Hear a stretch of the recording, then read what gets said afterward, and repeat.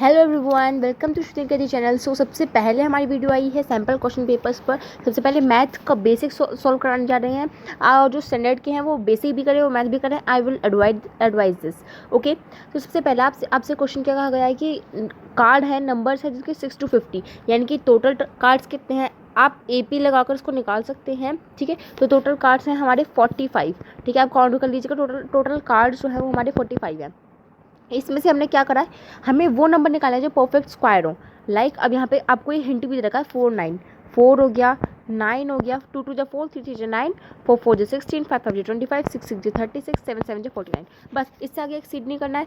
तो फिर बस हमारे टोटल कितने नंबर्स हैं, 6 नंबर्स है। राइट, 6 नंबर्स है, ये हमारे इवेंट है। और टोटल कार्ड्स कितने हैं, 45। ये फॉर्मूला भी होता है, आपको याद होगा, टोटल नंबर ऑफ इवेंट निकालने का कि प्रोबेबिलिटी ऑफ इवेंट कितने चांसेस है अपॉन टोटल क्या क्या चांसेस हैं। ठीक है, तो 6/45 इसको आप 3 से काट लीजिए, आपका आंसर आएगा 3 2 6 3 5 15।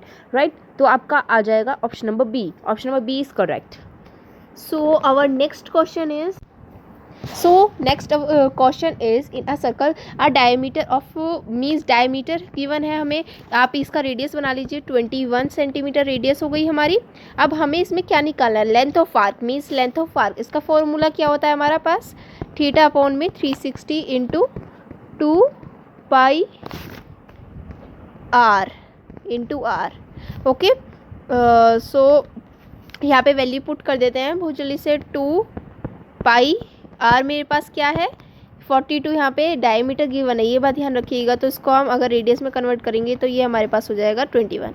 अब 47 से 21 एंड यहाँ पर हमसे कहा गया है कि और यहाँ पे हमें थीटा भी तो लगाना है, 60 इंटू 360 मीन्स 6 6 36 3 1 3 3 2 6 2 से 2 गया 22 मीन्स हमारा लास्ट क्या बचा, 22 सेंटीमीटर। तो 22 centimetre is the perfect answer.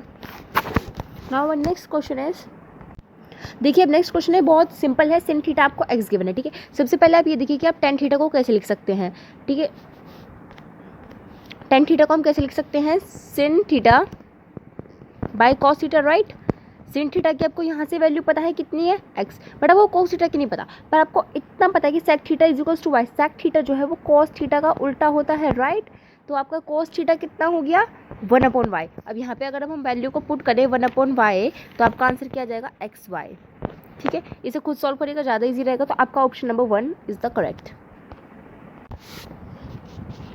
So see our next question is the pair of linear equations. हमें यहाँ पे y की वैल्यू एक 0 गिवन है और एक -5 गिवन है।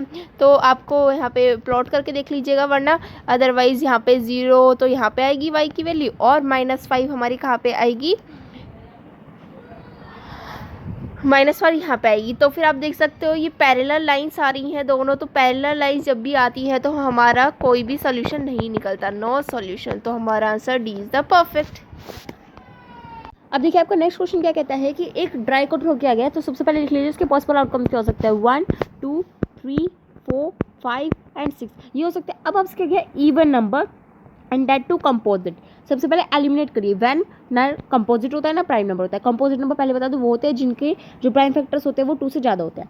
2 एक प्राइम नंबर है, 3 एक प्राइम नंबर है, 4 एक कंपोजिट नंबर है, 6 भी एक कंपोजिट नंबर है, बट 5 एक प्राइम नंबर है and they both are even. So आपके टोटल नंबर कितने हैं, 2 हो गई और टोटल प्रोबेबिलिटी कितनी है, 6, यानी कि कट कर लेंगे, यानी कि आपका ऑप्शन क्या आ जाएगा, option number B 1/3। So our next question is that कि हमें 8 chairs and 5 tables cost 10500। तो सबसे पहले हम बना लेते हैं यहाँ पे अपनी इक्वेशन, 8x प्लस में 5y इक्वल टू 10500। राइट, यही इक्वेशन बनेगी। लीनियर इक्वेशन 2 वेरिएबल्स का है, 5x प्लस में 3y इज इक्वल्स टू 6450। अब आप क्या कर सकते हैं, आप इसमें एलिमिनेशन मेथड लगा सकते हैं या फिर आप अपना वो भी लगा सकते हैं, सब्स्टिट्यूशन। इंटू 5 कर दूंगी, यहाँ पर इंटू 8 कर दूंगी, तो फिर आपकी इक्वेशन बनेगी 40x। आप लिख लीजिए 40x plus 25y equal to 52500। और दूसरी इक्वेशन बनेगी आपकी 40x प्लस में 24y इक्वल टू 51600। और जब हम इनको एलिमिनेट करेंगे तो आपका y अगर 900 निकलेगा और आप इस y को आप इन वाली इक्वेशन में नहीं पुट करेंगे, फिर से बता दूँ, आप इस वाली इक्वेशन में पुट करेंगे तब आपका आंसर निकल के आएगा 750। यानी कि आपको चेयर का निकालना था तो आपका चेयर का निकल के आ जाएगा 750 है 750 का आंसर। तो चलिए अब चलते हैं अपने नेक्स्ट क्वेश्चन पर। So our next question is that, आपको एक ट्रिक बताती हूँ कि इन क्वेश्चंस में कभी भी इस तरीके के क्वेश्चंस आए, आपको एक्सपोनेंशियल पावर्स मिले, तो फिर आप इसका आंसर हमेशा 1 लगा दीजिएगा, हमेशा करेक्ट आता है। ठीक है, आगे चलते हैं।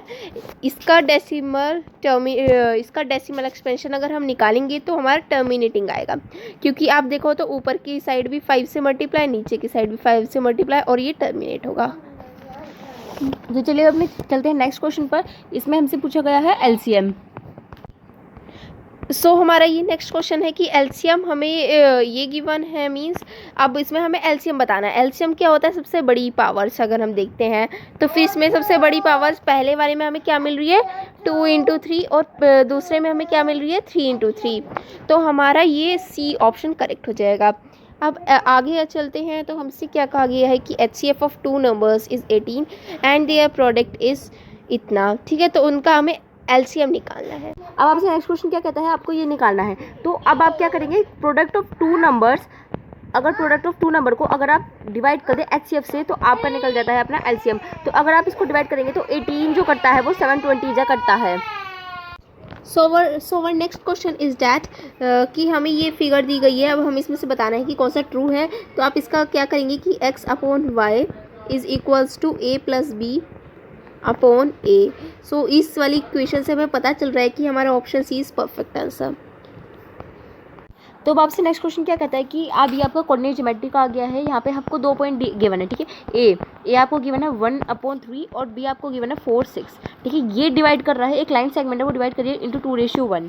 ठीक है, अब आपको क्या करना है, यहाँ पे फॉर्मूला लगाना है m1 × x1 प्लस में m2 × x2 upon m1 plus में m2। ठीक है, इससे आपका निकलेगा x कोऑर्डिनेट। अगर मैं इसे पुट करती हूँ तो यहाँ पर हमको वैल्यू मिलती है 3। ठीक है, कैसे m1, देखिए मैं आपको सबसे पहले वैल्यू बता दूँ, अगर आपने चैप्टर करा होगा तो वैसे आपको होता होगा, ये हो गया m1, ये हो गया x2, ये है m2, ये हो गया आपकी x1। ऐसे उल्टा ये हो गया हमारा, मैं आपको दूसरे कलर से नोट कर देती हूँ, एक बार क्लियर हो जाएगा।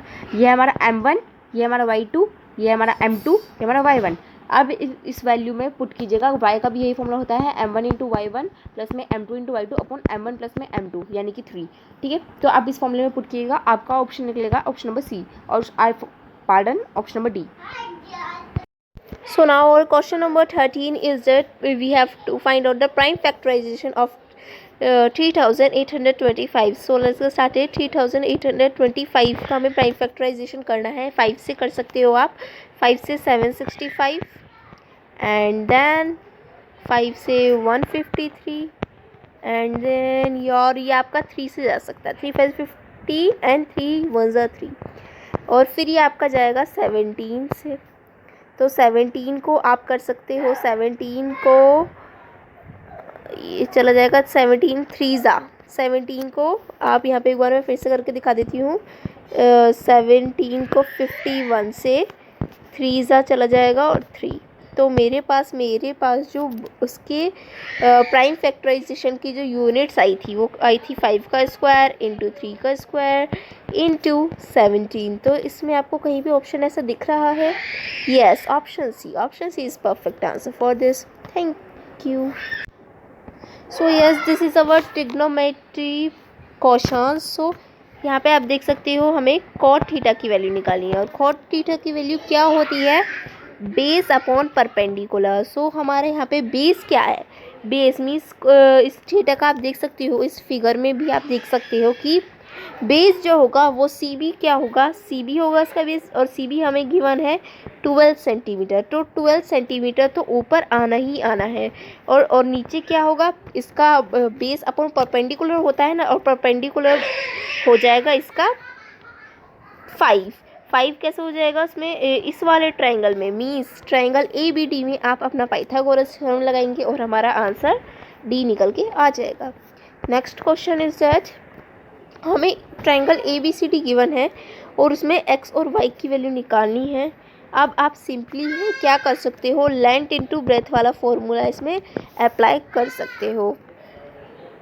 सो नेक्स्ट क्वेश्चन में क्या कहता है कि एक ABCD एक रेक्टेंगल है जिसके आपको x और y की वैल्यू निकाल दी। अब आपको पता है कि रेक्टेंगल की प्रॉपर्टी क्या होती है कि इसके अपोजिट साइड जो है वो हमारी इक्वल होती है, यानी कि आपको क्या गिवन है, x + y हमारा 12 के इक्वल है एंड x - y हमारा 8 के इक्वल है। कट कर देंगे, प्लस माइनस से कटा तो आपका 2x कितना आ गया 20, 10 x की वैल्यू क्या आ गई 10। ये सबसे पहला ऑप्शन हम यहाँ पे देख सकते हैं, x की वैल्यू 10 है, तो आपका ऑप्शन 1 इज द करेक्ट। सो हमारा 16 क्वेश्चन का आंसर हो जाएगा option D 90 degree by Pythagoras theorem. और नेक्स्ट क्वेश्चन में आपको क्या गया कि -1 एक पॉलिनोमियल है इस 0 की। आपको ये -1 कंफ्यूजन के लिए गिवन है, आपको कुछ -1 से कोई मतलब नहीं है।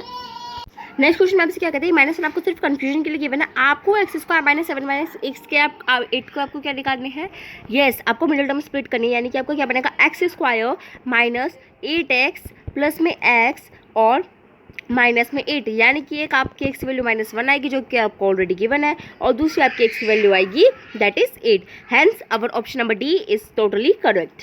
अब आपसे क्या किया है कि हमने एक डाइस थ्रो किया, 1 2 3 4 5 6 यही नंबर आते हैं, एक डाइस थ्रो किया, ठीक है, तो हर एक नंबर एक बार आएगा, क्या चांसेस है उसके, और ये जैसे हमने मान लिया कि एक ही वाला नंबर है, ये नंबर एक बार ही आएगा तो इसके 1/6 चांसेस है, option number A is correct. देखिए आपसे नेक्स्ट क्वेश्चन क्या कहता है कि हमारे पास 2 पॉइंट गिवन है, ठीक है, एक तो है हमारा 3p प्लस में 4 और दूसरा है हमारा -2 और 2q। इसके 2 मिड पॉइंट है, एक तो 2 है और एक 6 है, ठीक है, पार्डन यहाँ पर नहीं है, ये 2 और 6 जो है ये हमारे मिड पॉइंट्स हैं, ठीक है। तो मिड पॉइंट्स यानी कि कौन सी रेशियो में डिवाइड कर रहे होंगे, 1:1 में। आज हमें फॉर्मूला लगाएंगे, आपको देखिए जिसमें आपको देती हूँ, आपको जो है यहाँ पर 2 गिवन है, ठीक है, 2 मिड पॉइंट है, आप लगाएंगे m1 × x1 प्लस में m2 × x1 राइट, आपका अपॉन m1 प्लस में m2, यानी कि ये, ठीक है। तो यहाँ पर आपका आंसर आएगा 3p, तो यहाँ पर आपका आंसर आएगा 6 = 3p राइट, p की वैल्यू आ गई 2। लेकिन आपको क्या बताना है, आपको बताना है p + q, तो इसको साइड में लिख लेते हैं, p = 2, ठीक है, p = 2 हमने लिख लिया। अब नेक्स्ट आपको क्या निकालनी है, q की वैल्यू, क्योंकि आपको p + q निकालना है। इसी तरीके से q की निकालेंगे, जैसे 6 = 2q प्लस में 4 डिवाइड बाय m1 प्लस में m2 दैट इज 2, तो आपका आंसर आएगा यहाँ पर q की वैल्यू आपकी आएगी, आप इसे खुद सॉल्व कीजिएगा, ठीक है।